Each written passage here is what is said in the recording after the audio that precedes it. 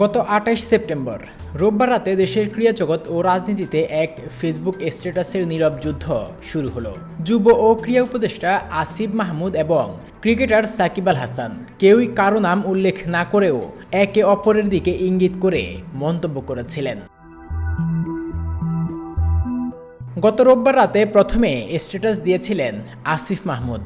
তিনি লিখেছেন, একজনকে পুনর্বাসন না করায় বাট আই ওয়াজ রাইট। এটি সামাজিক মাধ্যমে সাকিব আল হাসানের দেশে ফেরা আটকাতে তার ভূমিকার স্পষ্ট স্বীকারোক্তি হিসেবে দেখা হয়েছিল।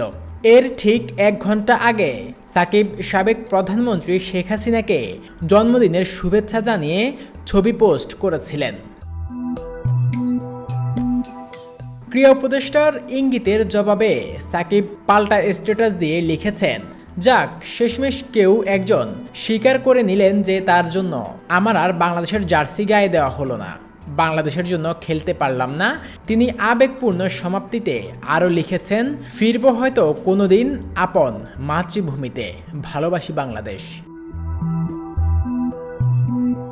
এই রাজনৈতিক ইঙ্গিতের লড়াই সেই দিন ক্রীড়াঙ্গনে বড় বিতর্ক তৈরি করেছিল এবং দেশের সেরা ক্রিকেটারের আন্তর্জাতিক ক্যারিয়ারের ভবিষ্যৎ নিয়েও প্রশ্ন তুলেছিল।